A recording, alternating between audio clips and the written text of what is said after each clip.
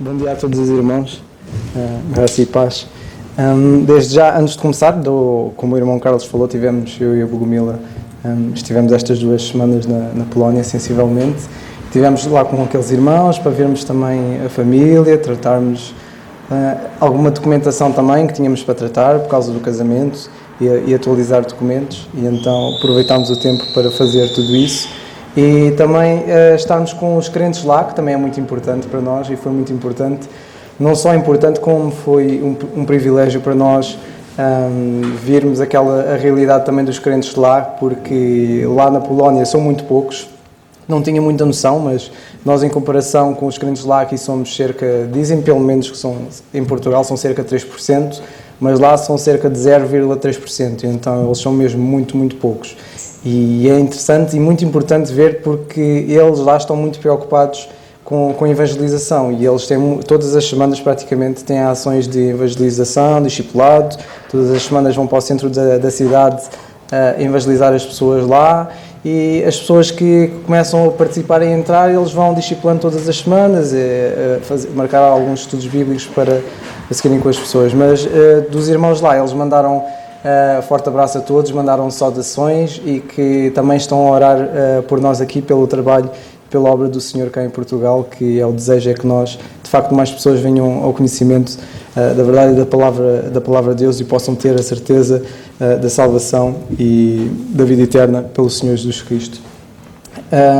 Eu, a semana passada, um dos irmãos tinha lançado o desafio que eles começaram a estudar a carta aos Salonicenses, não como nós estamos a fazer aos Colossenses, que estamos a fazer microscopicamente, eles é de forma mais geral, por capítulo, e então eles tinham dado o desafio para falar de Colossenses no capítulo 2, algo que eu só falei dos primeiros 2 versículos, mas foi bom, pela graça de Deus, perceber que os irmãos e todos nós, e muitos lá, estão totalmente interessados e integrados e preocupados em estudar a palavra de Deus para compreenderem claramente e conseguirem explicar aos outros. E vemos que muitos deles têm também familiares que não são crentes, e a preocupação deles é eles conhecerem mais da palavra de Deus, estudarem mais, para fazerem o mais importante, que é falar da palavra de Deus aos outros. Eu aqui, de alguma forma, se calhar hoje ia fazer um pouco, entre aspas, do trabalho de João Batista, no sentido que queria preparar, se calhar, a carta aos Salonicenses, que se Deus quiser, iremos provavelmente continuar quando acabarmos Colossenses, porque esta é uma carta muito interessante, e nós, se lermos o contexto dela e o contexto desta carta, podemos ler, e os irmãos podem abrir primeiramente, vamos ler primeiramente o capítulo 1, que é onde vamos começar, e depois logo seguimos pelo contexto, se tiver tempo, porque é uma carta muito interessante. Nós já ouvimos a mensagem há algumas semanas atrás do nosso irmão David e do nosso irmão José acerca das portas abertas, e nós vemos que esta igreja existiu por o Senhor ter aberto estas portas, e portas provavelmente que nós ouvimos que são portas improváveis, porque quando lemos o contexto, a intenção do apóstolo Paulo e Silas era irem até a Ásia, e provavelmente para eles a Ásia era, até se calhar no entendimento deles, era mais fácil eles falarem às pessoas da Ásia, porque em termos de entendimento e cultura poderiam ser semelhantes. Eles ao falarem, se calhar achavam que até a zona da Ásia era mais fácil para eles falarem a pessoas que iriam compreender a cultura deles e o entendimento. E nós vemos que o Senhor mudou as coisas, e mudou as coisas de forma fantástica. E as portas que abriu para eles não foram portas quando eles entraram, eles não tiveram facilidades, pelo contrário, eles tiveram lutas, e como ouvimos, muitas vezes as portas que o Senhor nos abre são para lutas, e lutas tremendas, e eles tiveram lutas tremendas, e o resultado desta igreja que nós vemos, que é a igreja em Tessalónica, é o resultado de uma dessas lutas e de portas que o Senhor abriu, que nem sempre são fáceis. Vamos começar a ler então capítulo 1, e eu vou ler o capítulo todo. Penso que hoje seja essencialmente só para nós lermos este primeiro capítulo e depois o livro dos Atos. E vamos começar, e diz assim, no capítulo 1 e versículo 1, Paulo começa a falar e diz: Paulo e Silvano e Timóteo, à igreja dos Salonicenses, em Deus, o Pai, e no Senhor Jesus Cristo, graça e paz tenhais de Deus, nosso Pai, e do Senhor Jesus Cristo. Sempre damos graças a Deus por vós todos, fazendo menção de vós nas nossas orações, lembrando-nos sem cessar da obra da fé, do trabalho de amor e da paciência da esperança em nosso Senhor Jesus Cristo, diante de nosso Deus e Pai. Sabendo, amados irmãos, que a vossa eleição é de Deus, porque o nosso Evangelho não foi a vós somente em palavras, mas também em poder e no Espírito Santo, e em muita certeza, como bem sabeis quais fomos entre vós, por amor de vós. E vós fostes feitos nossos imitadores e do Senhor, recebendo a palavra em muita tribulação, com o gozo do Espírito Santo, de maneira que fostes exemplos para todos os fiéis na Macedónia e Acaia, porque por vós soou a palavra do Senhor, não somente na Macedónia e Acaia, mas também em todos os lugares. A vossa fé para com Deus se espalhou, de tal maneira que já dela não temos necessidade de falar coisa alguma, porque eles mesmos anunciam de nós qual é a entrada que tivemos para convosco, e como dos ídolos vos converteste a Deus, para servir o Deus vivo e verdadeiro, e esperar dos céus o seu Filho, a quem ressuscitou dos mortos, a saber, Jesus, que nos livra da ira futura.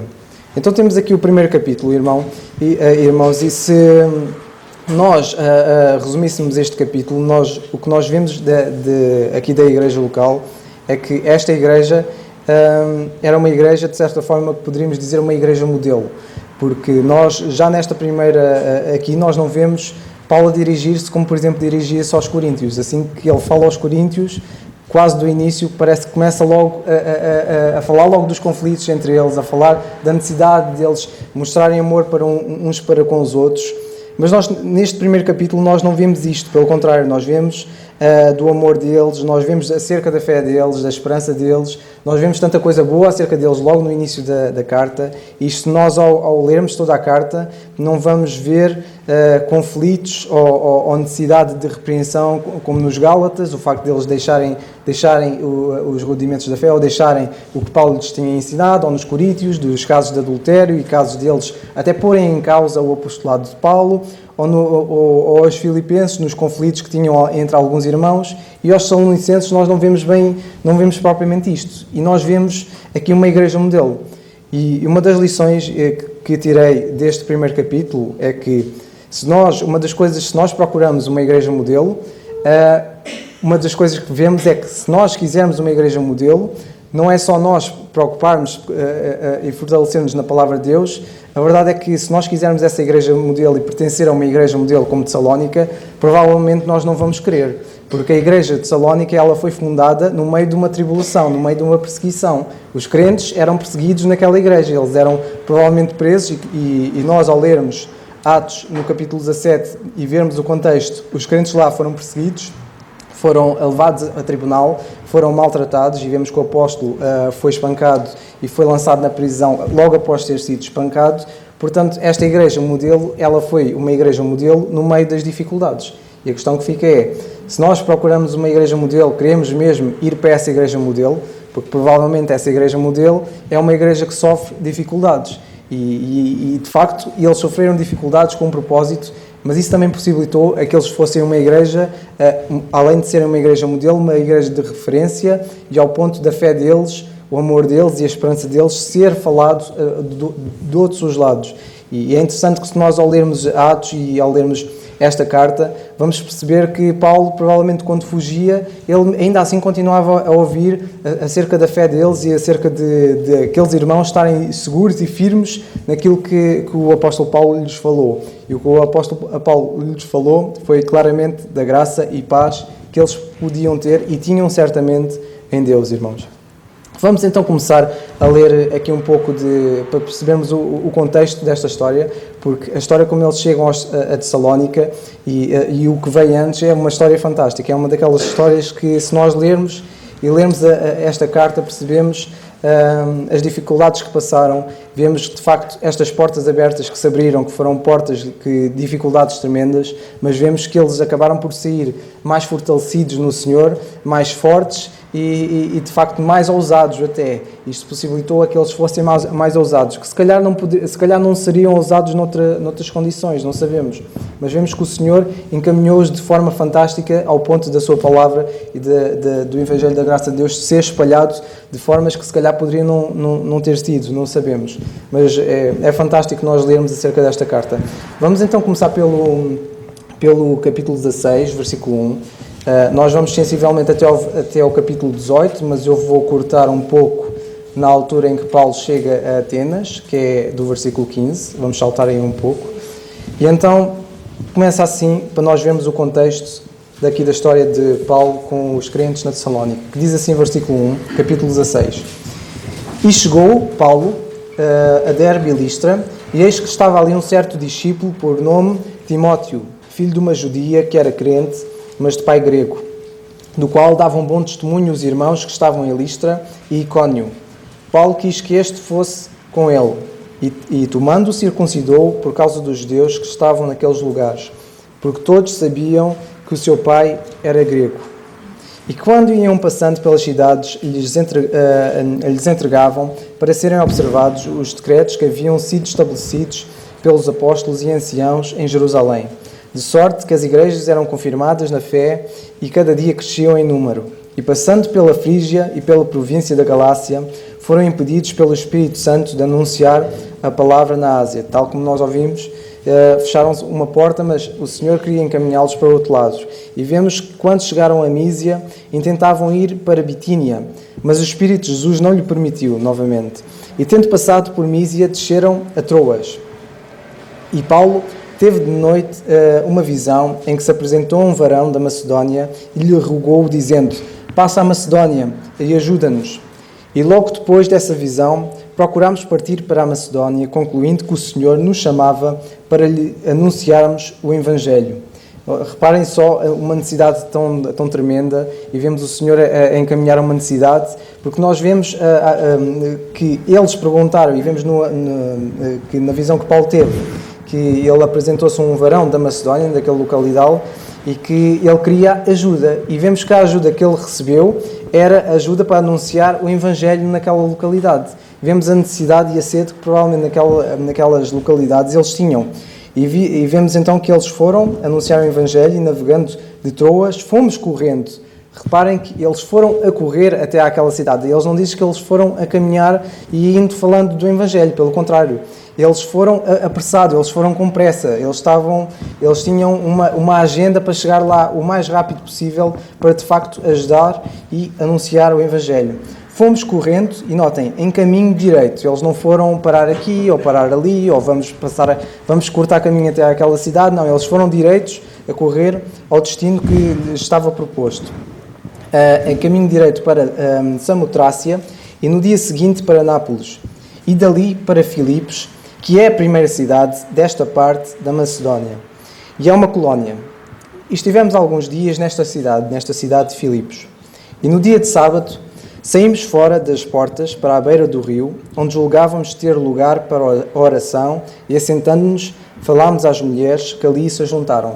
Notem que eles aqui já começaram a fazer o trabalho deles de anunciar o Evangelho. E a primeira coisa que eles fizeram quando eles chegaram àquela cidade foi: julgámos ter lugar para a oração. Ou seja, eles foram para um sítio em que eles pudessem orar, e para depois eles estarem preparados para depois falarem da palavra de Deus. E vemos que eles, neste momento, tiveram logo a oportunidade de falar a umas mulheres que se tinham juntado ali.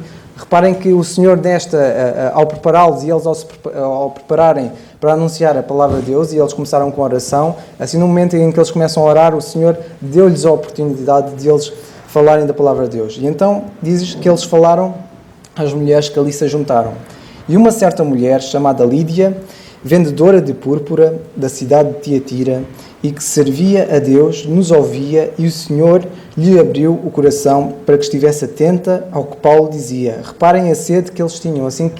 Reparem que Paulo teve uma visão de um homem que pediu ajuda, mas assim que ele chegou e encontrou estas mulheres, esta mulher tinha tanta sede que ela estava com atenção à palavra de Deus, ao que Paulo tinha para dizer, tanto ao ponto que ela estava atenta, e vemos que depois é dito que ela foi, e depois foi batizada ela e a sua causa, e nos rogou dizendo: se haveis julgado que eu seja fiel ao Senhor, entrai na minha casa e fica ali. Reparem que a sede dela e a fome dela era tanta que ela não só foi salva, como ela quis logo servir, e ela quis logo ser útil a partir do momento que ela aceitou Cristo, e ela quis, tanto que ela diz: se vocês haveis julgado que eu seja fiel ao Senhor, entrem na minha casa para eu vos servir. Reparem que uma das coisas notáveis de nós que aceitamos o Senhor Jesus Cristo é nós estarmos prontos a servir. E vemos que ela quis logo servir e ela constrangeu-os, ela quase provavelmente implorou ou rogou, pediu-lhes para de facto eles ficarem com ela, para ela de facto servi-los e ajudá-los nas suas necessidades. Versículo 16: e aconteceu que, indo nós à oração, nos saiu ao encontro uma jovem que tinha um espírito de adivinhação, a qual, adivinhando, dava grande lucro aos seus senhores. Esta, seguindo a Paulo e a nós, clamava dizendo: estes homens que anunciam o caminho da salvação são servos do Deus Altíssimo. E isto fez ela por muitos dias. Reparem que Paulo, que esta crente quis servi-los e quis recebê-los em casa, e não disse: vocês vão ficar na minha casa 2 semanas, ou querem ficar aqui 2 semanas. Reparem que ela quis servi-lo e não pensou nos dias que fosse preciso. Ela provavelmente tinha o desejo que eles ficassem sempre com ela.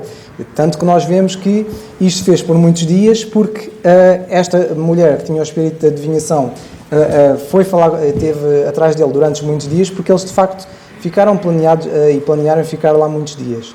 E vemos que durante muitos dias eles andavam a chateá-los, mas Paulo ficou perturbado, voltou-se e disse ao Espírito: em nome de Jesus Cristo, te mando que saias dela. E na mesma hora saiu.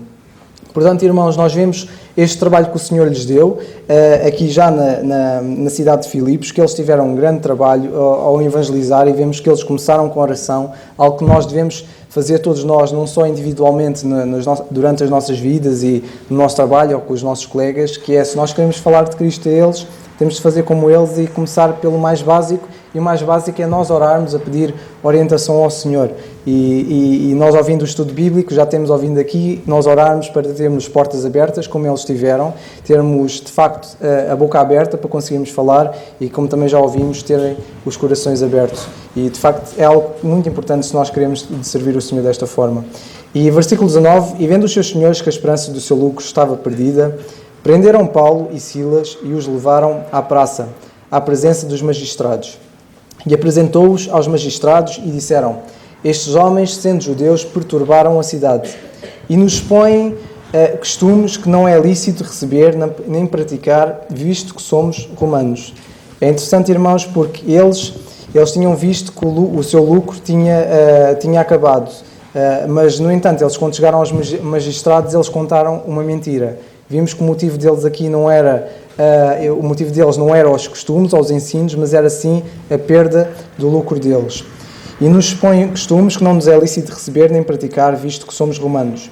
E a multidão se levantou unida contra eles, e os magistrados, rasgando-lhes os vestidos, mandaram açoitá-los com varas.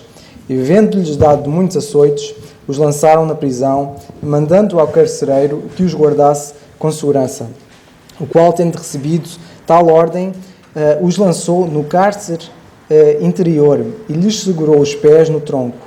E perto da meia-noite, Paulo e Silas oravam e cantavam hinos a Deus, e os outros presos os escutavam. Reparem como maltratados eles foram por algo simplesmente que nós ao lermos esta história achamos: porque é que eles foram fazer isto? Eles podiam ter arranjado um negócio em qualquer outra área, mas eles ficaram tão incomodados que mentiram e fizeram questão de que eles fossem o mais maltratados possíveis. E vemos que eles levaram açoites, e reparem que não é fácil, de certeza, seja quem for, levar açoites, muito mais eles terem levado muitos açoites, terem sido lançados na prisão, e já não bastava eles terem sido lançados na prisão, provavelmente no pior sítio da prisão onde poderiam ficar.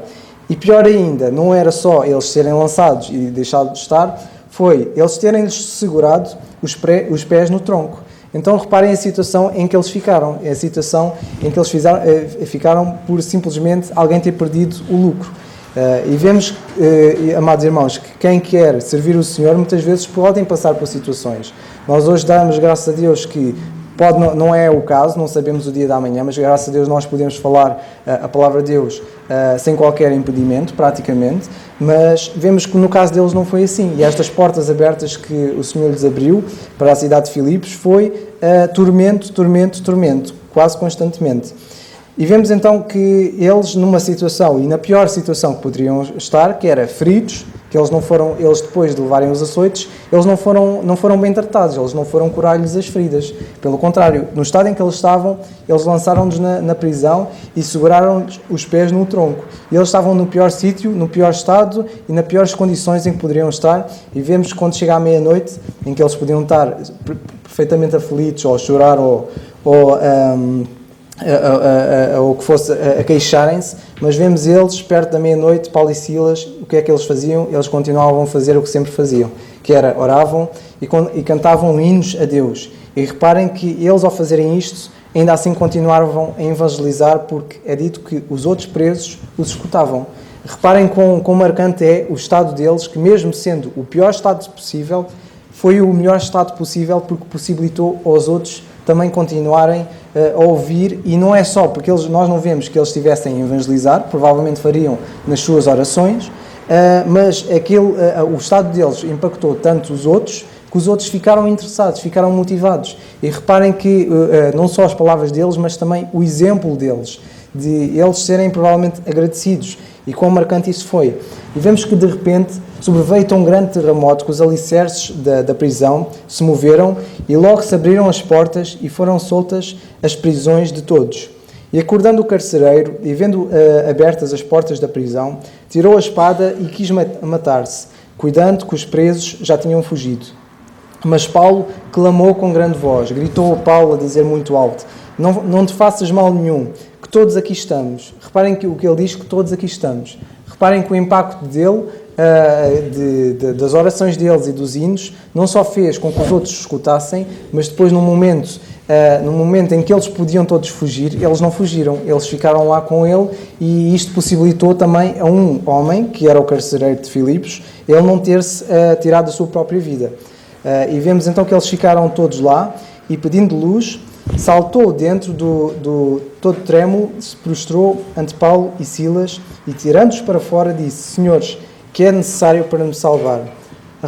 Reparem toda esta expressão em que ele, não sabemos, e vemos que ele, de facto, isto marcou tanto que ele deixou de querer tirar a sua vida, como ele perguntou a eles: o que é necessário para me salvar? E vemos que as piores condições que Paulo estava possibilitou-lhe, ainda mais uma vez, fazer algo importante que ele disse, e que nós ouvimos todas as sextas-feiras do irmão Carlos dizer, que é Atos 16:31, crê no Senhor Jesus Cristo e serás salvo tu e a tua casa. Ou então nós vemos as piores condições, e nas piores condições nós vemos o Evangelho a prosperar. E lhe pregaram a palavra do Senhor e a todos os que estavam em sua casa. Ou seja, nós vemos no meio das dificuldades, ainda assim, eles aproveitarem essas oportunidades para marcarem os outros, não só no que eles diziam, de falarem da palavra de Deus, mas também na forma da sua vivência, a forma como eles viviam, que é ensino para nós e deve ser motivo de encorajamento para nós que estamos a estudar agora Colossenses 4:5, que fala de andarmos em sabedoria. E se nós queremos andar em sabedoria, é certo que estes 2-3 capítulos ensinam-nos a fazer isso de forma muito prática. E tomando eles consigo, naquela mesma noite, lavou-lhes os vergões, por isso nós vemos que eles foram lançados com todas as feridas na prisão, sem terem sido bem tratados, e logo foi batizado ele e todos os seus. E levando a sua casa, lhes pôs a mesa, e na sua crença em Deus alegrou-se com toda a sua casa. E sendo já dia, os magistrados mandaram quadrilheiros, dizendo: soltai aqueles homens. E o carcereiro anunciou a Paulo estas palavras, dizendo: os magistrados mandaram que vos soltasse. Agora, pois, saí e ide em paz. Mas Paulo replicou: açoitaram-nos publicamente e, sem sermos condenados, sendo homens romanos, nos lançaram na prisão. E agora, encobertamente, nos lançam fora? Não será assim, mas venham eles mesmos e tirem-nos para fora. E os quadrilheiros foram dizer aos magistrados estas palavras, e eles temeram, ouvindo que eram romanos, e vindo, lhes dirigiram súplicas, e tirando-os para fora, lhes pediram que saíssem da cidade. E saindo da prisão, entraram na casa de Lídia, e vendo os irmãos, os confortaram, e depois partiram. Reparem que estes irmãos que ficaram tão preocupados que eles depois foram confortá-los. Foram confortá-los e depois que os confortaram, partiram. Seguimos então no capítulo 17, até o versículo 14, e continuamos a nossa história, em que eles depois partiram de Filipos e, passando por Anfípolis e Apolónia, chegaram a Tessalónica, onde havia uma sinagoga de judeus. E Paulo, reparem agora como diz aqui, Paulo, como tinha costume, qual era o costume dele, foi ter com eles, com os judeus, e por 3 sábados disputou com eles sobre as Escrituras. Vemos aqui quão exímio Paulo era e o conhecimento que ele tinha das Escrituras, ao ponto de ele querer ir lá 3 sábados, procurando que de facto eles compreendessem que Jesus era o Cristo e que eles precisavam de Cristo como seu único e suficiente Salvador, expondo e demonstrando que convinha que o Cristo padecesse e ressuscitasse dos mortos. E este Jesus que vos anuncio, dizia Paulo, é o Cristo. E reparem que é dito, alguns deles creram e ajuntaram-se com Paulo e Silas, eles compreenderam isto, e também uma grande multidão de gregos religiosos e não poucas mulheres. Reparem que a prática de Paulo ir falar aos judeus, ele tinha esta prática, mas reparem que, pelo menos em Tessalónica, só alguns dos judeus que ele falou é que creram. Ele não tinha honra na sua própria pátria. Mas vemos que o mesmo não aconteceu com os gregos religiosos. Nós vemos que uma grande multidão de gregos religiosos, e não poucas mulheres principais, eles creram. Eles creram nesta mensagem que Paulo tinha para eles.